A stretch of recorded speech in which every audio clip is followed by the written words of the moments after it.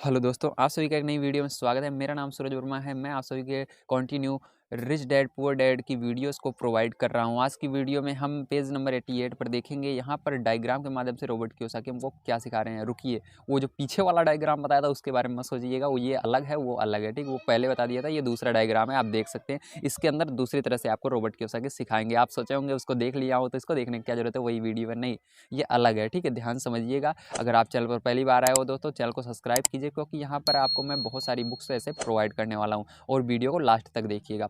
देखिए, page number 88 पर Robert Kiyosaki आपको बता रहे हैं, जैसे जैसे उनकी आमदनी बढ़ने लगती है, मतलब जिन लोगों की आमदनी बढ़ने लगती है तो क्या होता है, उनके खर्च भी बढ़ने लगते हैं। तो उनके खर्च भी क्या होने लगते हैं, बढ़ने लगते हैं। इस डायग्राम में आप देख सकते हैं, जैसे कि देखो, आय वाला जो कॉलम है वो बढ़ रहा है, मतलब उनकी क्या हो रही है, इनकम आने शुरू हो गई है।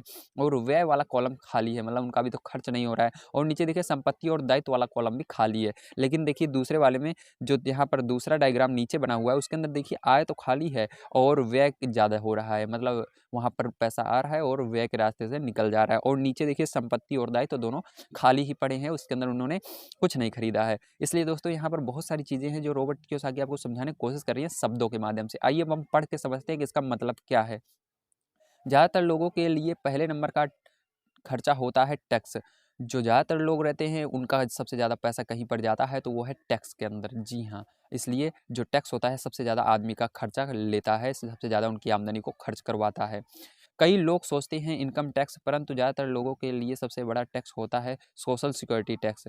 आप सोच रहे होंगे कि ये होता है इनकम टैक्स। नहीं, इनकम टैक्स की नहीं बात हो रही है, वो हो रहा है सोशल सिक्योरिटी टैक्स। जहाँ पर आप रहते हैं, जिस घर में रहते हैं, उसका एक हिसाब से टैक्स लगता है। ठीक है, सरकार को देना पड़ता है। आप सभी जानते होंगे, अगर शहर में रहते हैं तो वही जो टैक्स होता है सबसे ज़्यादा लगता है।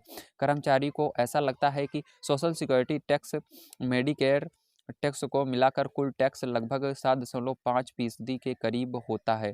जो भी कर्मचारी रहते हैं, जो भी काम करने वाले वर्कर्स रहते हैं, उनको हमेशा लगता है कि जो सोशल सिक्योरिटी टैक्स होता है और मेडिकेयर टैक्स होता है, इन सबको मिला करके मोटी मोटी बात हो जाती है 7.5%। तुम्हारे पूरा जितना पैसा कमा रहे हो उस पर 7.5% टैक्स लग जाएगा। परंतु हकीकत में ये 15% होता है। तो देख लीजिए कितना देना पड़ता है, 15% देना पड़ता है। जो वर्कर्स रहते हैं वो गलत सोचते रहते हैं, क्योंकि आपके बॉस को भी सोशल सिक्योरिटी की उतनी ही रकम मिलती है जितना आप मिलाते हैं। कहते हैं कि जो आपका बॉस रहता है, जिसके लिए आप काम करते हैं, उसको भी उतनी रकम मिलाकर देनी पड़ती है जितना आप मिलाते हैं। अगर आप 7.5 दे रहे हैं तो वो भी 7.5 देंगे, तो मिलाओगे तो कितना हो जाएगा, 15% हो जाएगा टोटल मिला करके।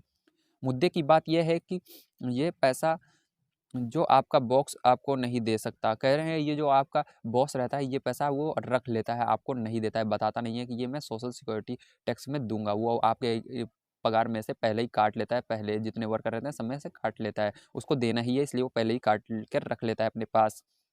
इससे भी बड़ा बात यह है कि आपको अपने वेतन में से कटे सोशल सिक्योरिटी टैक्स की रकम पर इनकम टैक्स भी देना पड़ता है। अब कह रहे हैं, इससे भी सबसे बड़ी बात ये है दोस्तों, कि जो आपका वेतन कट जाता है, ठीक है, अपनी इनकम में से मान लीजिए आपने 10,000 कमाया, 10,000 में से आपका 500 रुपये या मान लीजिए 1,000 रुपये कट गए, तो वो जो 1,000 रुपये कटे हैं उसका भी आपको क्या भरना पड़ेगा, इनकम टैक्स भरना पड़ेगा। ध्यान रखिए, ठीक है, कितना क्या भरना पड़ेगा, इनकम टैक्स भरना पड़ेगा। जी हाँ, आप सोचेंगे वो तो हमारी जेब से चला गया, लेकिन क्या ज़रूरत है उसको देने की, लेकिन देना पड़ता है। जो आपके पास नहीं है उसका भी टैक्स देना पड़ेगा।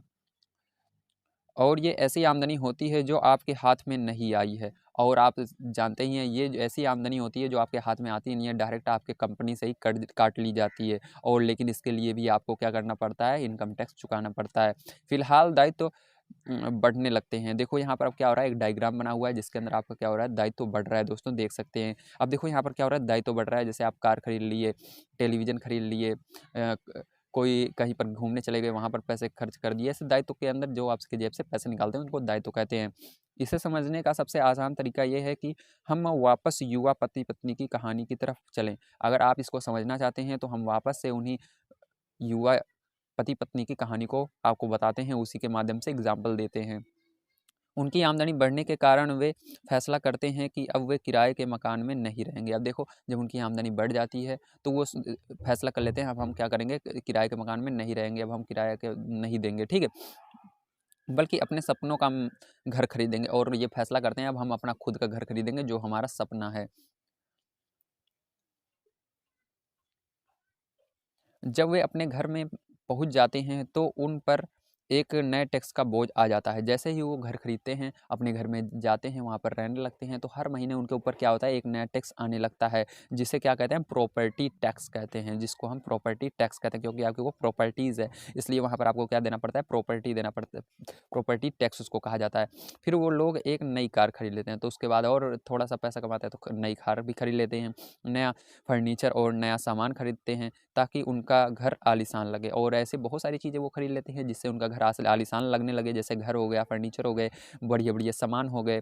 अचानक वे अपने सपने से जागते हैं और देखते हैं कि उनके दायित्व का कॉलम बढ़ गया है। जब वो जागते हैं, उनको होश आती है दोस्तों, तो वो देखते हैं कि उनका जो दायित्व का कॉलम है, वो क्या हो गया, बढ़ गया है। उनका दायित्व जो है, बहुत ज़्यादा बढ़ गया है। तो वो क्या करते हैं, वे कर्ज़ में हैं और वो कर्ज़ में हो चुके रहते हैं उस समय। उन्हें बहुत से मॉर्टगेज ऋण और क्रेडिट कार्ड ऋण चुकाने होते हैं, और उस समय उनको क्या करने पड़ते हैं, बहुत सारे क्रेडिट के ऋण चुकाने पड़ते हैं, बहुत से मार्गेज ऋण चुकाने पड़ते हैं। ऐसे बहुत सारे ऋण हो जाते हैं उनके ऊपर, जो लोगों से वो ले रखते हैं, उन सबको चुकाना पड़ता है दोस्तों। तो आप सभी समझ गए होंगे कि इंसान कैसे दिन प्रतिदिन समस्याओं में उलझता जाता है, ठीक है? वो उसके पास पैसा आता है, तो वो उलझन में पड़ता जाता है, इसलिए वो अपना गड्ढा खुद खोदता है। कोई उसका गड्ढा नहीं खोदता, वो खुद ही गरीब होता है, ठीक है? खुद ही अपने पैर पर कुल्हाड़ी मारता है। आप चाहो तो इससे बच सकते हो, उस गड्ढे में गिरने से। अगर आप रिच डैड पुअर डैड को ऐसे पढ़ते रहें, तो आप सबको बहुत सारी चीज़ें ऐसे जानने के लिए मिल जाएगी, जिससे कि आप सभी अपने आप को बचा सकते हैं, जो इंसान ज़्यादा गलती करते हैं। तो दोस्तों, आपको डेली वीडियो मिल रही है, और आप सभी हमारे चैनल को इतना पसंद कर रहे हैं, इसके लिए मैं आप सभी का दिल से शुक्रिया कर रहा हूँ, क्योंकि आप सभी बहुत ज़्यादा मेहनत कर रहे हैं हमारे साथ। जितना मैं मेहनत कर रहा हूँ, उतना आप भी वीडियो देखने के लिए मेहनत करते हैं, सीखने के लिए मेहनत करते हैं, तभी हम इतना ग्रो हो पा रहे हैं। इसलिए दोस्तों, आप सभी को डेली ऐसे वीडियोज़ देखते रहना है, और अपने दोस्तों तक शेयर करते रहना है, ताकि आप अपने साथ-साथ उनकी भी लाइफ़ को परिवर्तित कर सकें। मिलते हैं दोस्तों अगली वीडियो में। आप सभी का वीडियो देखने के लिए धन्यवाद।